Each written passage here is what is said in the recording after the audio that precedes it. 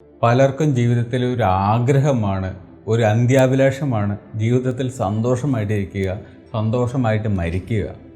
എന്നാൽ പലപ്പോഴും നടക്കാത്തൊരു കാര്യം അതാണ്. അതിന് കുറേ കാരണങ്ങളുണ്ട്. നിങ്ങൾ ചെയ്യുന്ന ചില മിസ്റ്റേക്കുകൾ കൊണ്ടാണ് നിങ്ങളുടെ സന്തോഷം നിങ്ങൾക്ക് നഷ്ടമാകുന്നത്. നിങ്ങൾ ചെയ്യുന്ന ചില അബദ്ധങ്ങൾ കൊണ്ടാണ്, നിങ്ങളുടെ അറിവില്ലായ്മ കൊണ്ടാണ്. ഇനി അങ്ങനെ ഒരു അവസരം നിങ്ങൾക്ക് വരാതിരിക്കാൻ, നിങ്ങളുടെ ജീവിതം പരമാവധി സന്തോഷത്തോടു കൂടി നിങ്ങൾക്ക് ജീവിച്ച് തീർക്കാൻ എന്തെല്ലാം കാര്യങ്ങൾ നിങ്ങൾ ശ്രദ്ധിക്കണം, നമുക്ക് നോക്കാം. ഒന്നാമത്തെ കാര്യം എന്ന് പറയുന്നത് പ്രാക്ടീസ് ഗ്രാറ്റിറ്റ്യൂഡ്. നമ്മുടെ ജീവിതത്തിൽ നമുക്കൊരു പ്രത്യേകത ഉണ്ട്. അതായത് എന്ത് കിട്ടിയാലും ശരി പോരാ പോരാ പോരാ എന്ന് തോന്നുന്ന ഒരവസ്ഥ ഉണ്ട്. കിട്ടുന്നതിൽ തൃപ്തിയാവുക എന്ന് പറയുന്നത് മനുഷ്യനെ സംബന്ധിച്ചിടത്തോളം കുറച്ച് ബുദ്ധിമുട്ടുള്ള ഒരു കാര്യമാണ്. ഉള്ളതിൽ തൃപ്തി കണ്ടെത്താൻ നമ്മൾ പലപ്പോഴും ശ്രദ്ധിക്കാറില്ല, ശ്രമിക്കാറില്ല. നമുക്ക് പറ്റത്തില്ല. നമുക്കിങ്ങനെ മാന്തി കൂട്ടണം. അത് സന്തോഷമാണെങ്കിലും ശരി, പണമാണെങ്കിലും ശരി, എന്ത് സൗഭാഗ്യമാണെങ്കിലും ശരി, കിട്ടിയത് പോരാ പോരാ എന്നുള്ളൊരു തോന്നൽ അത് മാറ്റിയിട്ട് എനിക്കുള്ളത് കൊണ്ട് ഞാൻ ഹാപ്പിയാണ്, എനിക്കെൻ്റെ ജീവിതത്തിൽ ഇത്രയും കാര്യങ്ങളുണ്ട്, ഇത് തന്നെ ഒരു വലിയ കാര്യമല്ലേ, ഇതിൻ്റെ പകുതിയുടെ പകുതി പോലും ഇല്ലാത്ത, ഇത് തന്നെ ഇല്ലാത്ത എത്ര പേരുണ്ട് ഈ ലോകത്ത്. സോ ആ ഒരു മനസ്സുണ്ടെങ്കിൽ സന്തോഷമായിട്ടിരിക്കാൻ പറ്റും. രണ്ടാമത്തെ കാര്യം എന്ന് പറയുന്നത് കൾട്ടിവേറ്റ് പോസിറ്റീവ് റിലേഷൻഷിപ്പ്. ഇതിൻ്റെ ഉദ്ദേശം എന്ന് പറയുന്നത് നമുക്ക് ചുറ്റും ഒരുപാട് പോസിറ്റീവായിട്ടുള്ള മൈൻഡ് സെറ്റുള്ള ആൾക്കാരെ കൊണ്ട് നമ്മൾ നിറയ്ക്കുക. ചുരുക്കി പറഞ്ഞിട്ടുണ്ടെങ്കിൽ നമ്മളെ സപ്പോർട്ട് ചെയ്യുന്ന, നമ്മളെ അപ്ലിഫ്റ്റ് ചെയ്യുന്ന, ഒരിക്കലും നമ്മളെ താഴ്ത്തി കെട്ടാത്ത, നമ്മളെ ഉയർത്താൻ ശ്രമിക്കുന്ന, നമുക്ക് നല്ലത് വരണം എന്ന് ആഗ്രഹിക്കുന്ന അത്തരം ആളുകളായിരിക്കണം നമ്മുടെ ചുറ്റും ഉണ്ടായിരിക്കേണ്ടത്. നിങ്ങൾക്ക് കിട്ടുന്ന സമയം അത്തരം ബന്ധങ്ങൾ നർച്ചർ ചെയ്യാൻ, നന്നാക്കിയെടുക്കാൻ, ഉഷാറാക്കിയെടുക്കാൻ, പരിപോഷിപ്പിച്ചെടുക്കാൻ വേണ്ടിയിട്ട് വേണം നിങ്ങൾ ശ്രമിക്കാൻ. നെഗറ്റീവായിട്ടുള്ള ആൾക്കാരുണ്ടെങ്കിൽ കട്ട് ചെയ്ത് ഒഴിവാക്കുക. അവരെ കൊണ്ട് നമുക്ക് ജീവിതത്തിൽ ഒരു ഗുണമല്ല, വേസ്റ്റാണ്. നിങ്ങളുടെ ജീവിതത്തിലെ ഹാപ്പിനെസ് ബിൽഡ് ചെയ്യുന്നതിന് ഒരു സിഗ്നിഫിക്കൻ്റ് ആയിട്ടുള്ള റോള് വഹിക്കുന്ന ആൾക്കാരാണ് ഈ പറയുന്ന പോസിറ്റീവായിട്ടുള്ള നിങ്ങളുടെ ചുറ്റുപാടുമുള്ള ആൾക്കാർ. അടുത്തൊരു വഴി എന്ന് പറയുന്നത് focus on the present moment. ഇത് വളരെ സിമ്പിളായിട്ട് പറയുകയാണെങ്കിൽ ഒരു ഏകാഗ്രത അല്ലെങ്കിൽ മെഡിറ്റേഷൻ, കോൺസെൻട്രേഷൻ എന്നൊക്കെ നമ്മൾ പറയാറില്ലേ, ഇതിലേക്ക് കണക്ട് ചെയ്യാവുന്ന ഒരു സാധനമാണ്. നമ്മുടെ ജീവിതത്തിൽ നമ്മൾ ഒരു കാര്യം ചെയ്യുമ്പോഴും നമ്മൾ പരിപൂർണമായിട്ട് അതിനകത്ത് ശ്രദ്ധിക്കാറില്ല എന്നുള്ളതാണ് സത്യം. കുളിക്കുമ്പോൾ നമ്മൾ പല കാര്യങ്ങളും ചിന്തിക്കാറുണ്ട്, പല്ല് തേക്കുമ്പോൾ പല കാര്യങ്ങളും, നമ്മൾ ടോയ്ലറ്റിൽ പോകുമ്പോൾ പല കാര്യങ്ങളും ചിന്തിക്കാറുണ്ട്, ഭക്ഷണം കഴിക്കുന്ന സമയത്ത്. ഈ സമയത്തൊക്കെ ആയിരിക്കും പല പല ഐഡിയാസും പല ആൾക്കാർക്കും വരുന്നുണ്ടാവുക. അത് വേറെ കാര്യം. ഇവിടെ പറയുന്നത് നമ്മൾ ചെയ്യുന്ന കാര്യം എന്താണോ അതിനകത്ത് പരിപൂർണമായിട്ട് നമ്മുടെ ശ്രദ്ധ കൊണ്ടുവരാൻ ശ്രമിക്കുക, അത്രയേ ഉള്ളൂ. ഭക്ഷണം കഴിക്കുമ്പോൾ അതിനെക്കുറിച്ച് ചിന്തിക്കുക, നടക്കുമ്പോൾ നടക്കുന്നതിനെക്കുറിച്ച് ചിന്തിക്കുക, നമ്മൾ ഇഷ്ടപ്പെടുന്ന ആൾക്കാരുടെ കൂടെ നമ്മൾ കൂടുതൽ സമയം സ്പെൻഡ് ചെയ്യാൻ ശ്രമിക്കുക. ഇത്തരം അനുഭവങ്ങൾ നമ്മൾ ഒരുപാട് സൃഷ്ടിച്ചെടുക്കുക.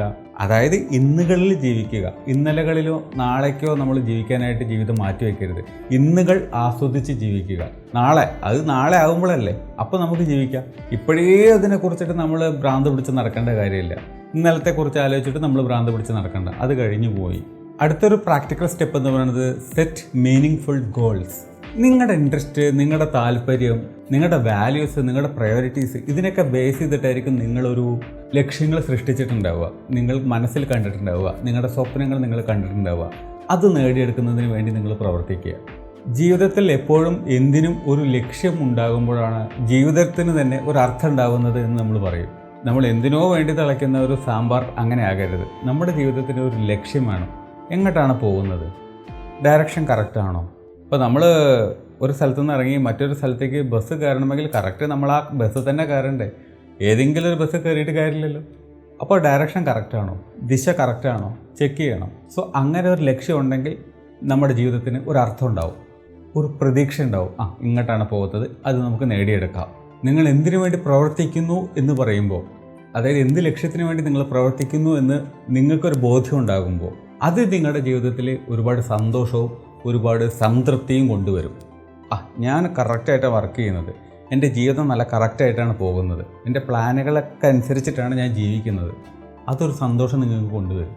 അടുത്ത കാര്യം എന്ന് പറയുന്നത് take care of your body. പലപ്പോഴും നമ്മുടെ ജീവിതത്തിൽ ഒരുപാട് ബുദ്ധിമുട്ട്, സങ്കടം, വിഷമങ്ങളൊക്കെ വരുന്ന സമയത്ത് നമ്മൾ പലപ്പോഴും നമ്മളെക്കുറിച്ച് കാര്യമായിട്ട് ചിന്തിക്കില്ല. നമ്മൾ മറ്റുള്ളവരെക്കുറിച്ചായിരിക്കും കൂടുതൽ ചിന്തിക്കുന്നത്. നമ്മുടെ ശരീരം, നമ്മുടെ മനസ്സ്, ഇതെല്ലാം നമ്മുടെ കയ്യിലാണ് ഇരിക്കുന്നത്, അല്ലെങ്കിൽ അത് നമ്മുടെ കയ്യിൽ മാത്രമാണ് ഇരിക്കുന്നത്. മറ്റുള്ള ഒരാൾക്കും അതിനകത്ത് കാര്യമായിട്ട് പങ്കില്ല. പക്ഷെ നമ്മൾ അങ്ങനെയല്ല ചിന്തിക്കുന്നത്. മറ്റുള്ളവർ കാരണമാണ് നമ്മളിങ്ങനെ ഇരിക്കുന്നത്, അല്ല. നിങ്ങളുടെ മനസ്സും നിങ്ങളുടെ ശരീരവും നല്ല രീതിയിലായിട്ടിരിക്കാൻ കുറച്ച് മനുഷ്യത്വം, കുറച്ച് കരുണ നിങ്ങളോട് തന്നെ കാണിക്കുക. നിങ്ങളുടെ ശരീരം എന്ന് പറയുന്നത് നിങ്ങളുടെ മനസ്സിരിക്കുന്ന കുടിയിരിക്കുന്ന ഒരു ഇടമാണ്.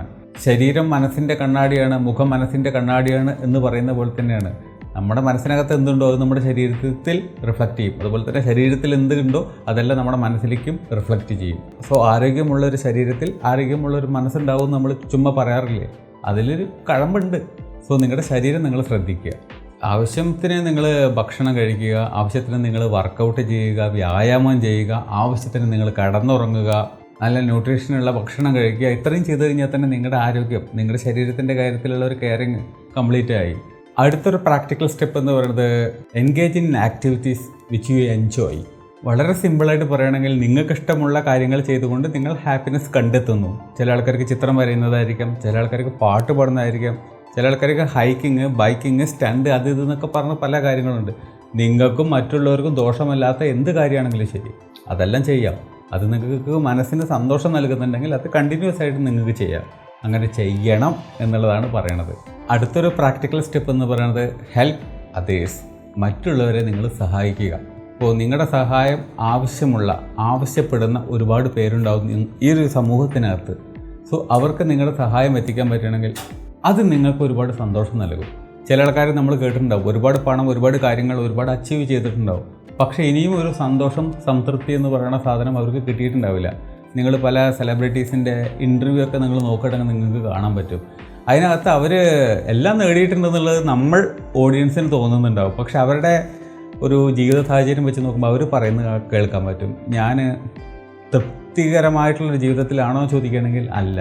എൻ്റെ ഫാമിലിയൊന്നും കുഴപ്പമില്ല, എൻ്റെ മക്കളൊന്നും കുഴപ്പമില്ല, എല്ലാവരും ഓക്കെയാണ്, but I am not happy എന്ന് പല മലയാളത്തിലുള്ള സെലിബ്രിറ്റീസും പറയുന്നത് നമ്മൾ കേൾക്കാറുണ്ട് ഇൻ്റർവ്യൂവിനകത്ത്. മറ്റുള്ളവരെ സഹായിക്കുക. അവർ ആ സഹായം നേടിക്കഴിഞ്ഞതിന് ശേഷം നമ്മളെ പ്രശംസിക്കുന്നതോ നമ്മളെ അഭിനന്ദിക്കുന്നതോ നമ്മളോട് നന്ദി പറയുന്നതോ ഒക്കെ അവരുടെ ആ മുഖത്ത് കാണുന്ന ഒരു സന്തോഷം, ഇതെല്ലാം നമ്മളുടെ ഉള്ളിലും ഒരുപാട് സന്തോഷം ഉണ്ടാക്കും. എല്ലാം നേടിക്കഴിഞ്ഞിട്ട് സന്തോഷമില്ല എന്ന് പറയുന്ന ആൾക്കാർക്ക് ഈ സാധനം നന്നായിട്ട് വർക്കാവും. ഒന്ന് ചെയ്തു നോക്ക്. അർഹതപ്പെട്ടവരെ ഒന്ന് സഹായിച്ച് നോക്ക്. അതിൽ നിന്ന് ഒരുപാട് നിങ്ങൾക്ക് സന്തോഷം കിട്ടും. അടുത്ത പ്രാക്ടിക്കൽ സ്റ്റെപ്പ് എന്ന് പറയുന്നത് പ്രാക്ടീസ് ഫോർഗീവ്നെസ്.